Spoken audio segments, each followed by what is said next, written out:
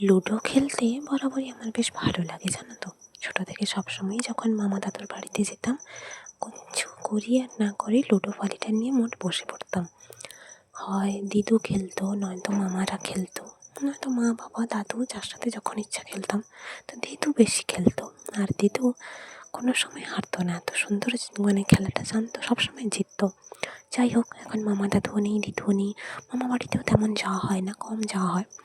মামা ডাকে যদিও সবসময়, তবে যাওয়া হয়ে ওঠে না ব্যস্ততার জন্য। আর এখন যবে থেকে ফোনটা চলে গেছে, ওই গত বছর 28শে অক্টোবর থেকে, তারপর থেকে মা সবসময় চেষ্টা করে আমাকে ব্যস্ত রাখার। তো সারাদিন তো আর মানুষের কোনো কাজ থাকে না, তাই না? রাতটা অন্তত ফ্রি থাকে। তো সেই জন্য রাতে আর লুডো খেলার কথা বলে। তো লুডো এমনিতে আগেও খেলতাম, তবে সবসময় হতো না। তো এখন প্রতিদিন হয়। এবার যেহেতু আমাদের বাড়িতে টিভি যেহেতু খারাপ হয়ে আছে আর ঠিক করা হয়নি, আর মার তো বড় ফোন নেই, তো ওই মানুষটা যখন চায় যে আমি একটু সঙ্গ দিয়ে লুডো খেলি, তো সেই জন্য আমি সন্ধ্যে থেকে কিছু পড়লাম, বা আমার কোনো কিছু যদি কবিতার এডিটিং থাকে বা কোনো কিছু করা থাকে, তো সেগুলো কমপ্লিট করে তারপর মার সাথে একটু লুডো খেলি। বেশ হাসি মজা হয়। তবে হ্যাঁ, সবসময় যে আমি জিতি তেমনটাও নয়, মাও জেতে। কোনো সময় এমন হয় মার সবকটি আমি খেয়ে নিই, আবার কোনো সময় এমনটা হয় আমার সবকটি মা খেয়ে নেয়। তো কাল যখন লুডো খেলা হচ্ছিল, প্রচুর হাসি মজা হচ্ছে। আমি একটা পুরনো ছড়া বলছিলাম একটু অন্যরকম করে, যাতে হাসি মজাটা হয়।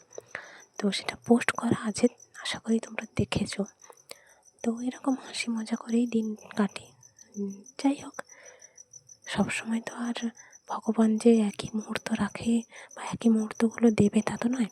সেই জন্য জীবনে যখন যে আনন্দের ছোটো ছোটো মুহূর্তগুলো আসে, সেগুলোকে উপভোগ করা শিখতে হয়, নয়তো পরে আফসোস করতে হয়।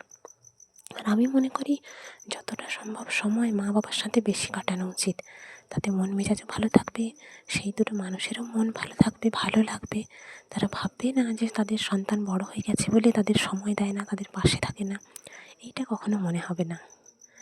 তো সেই জন্য মাকে ফোন চালানো শেখানো যায়, তবে মা তেমন শিখতে চায় না। ওগুলো শিখে কী হবে, আমার তো ফোন নেই, সব বলে এড়িয়ে যায়।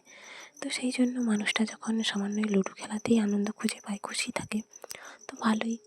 কোনো দিন রান্না করে এসে মা বলে, কিরে কয়েকদিন খেলবি? আমি বললাম ঠিক আছে চলো খেলবো। অথবা হয়তো রান্না একটু দেরিতে বসাবে, তখন বলল, কিরে একটু খেলবি? আমি বললাম আচ্ছা ঠিক আছে চলো খেলবো, কোনো সমস্যা নেই। তো তারপর খেললাম। সব দিন যে বেশি খেলা হয় তা না, কোনো দিন কম, কোনো দিন বেশি, যেদিন যেমন। আবার কোনো দিন তিনজনও খেলি, যেদিন বাবা খেলে। আর নয়তো বাবা যদি খবর দেখে বা খেলা দেখে বা অন্য কোনো বই পড়ে, তো তখন হয় না, দুজনই মোটামুটি খেলি। তো এইভাবেই হাসি মজায় দিনগুলো কাটছে। ভগবানের কাছে প্রার্থনা করি এই দুটো মানুষ যেন ভালো থাকে, কেননা সুখ দুঃখ, ভালো খারাপ, সমস্তটাই আমি দুজনকেই তো পাশে পাই, একদম সেই জন্মের পর থেকে। তো সেই জন্য এই দুটো মানুষ যেন সবসময় ভালো থাকে, কখনো যেন কোনো খারাপ এই দুটো মানুষকে স্পর্শ না করতে পারে। ভগবানের কাছে এটাই প্রার্থনা করি।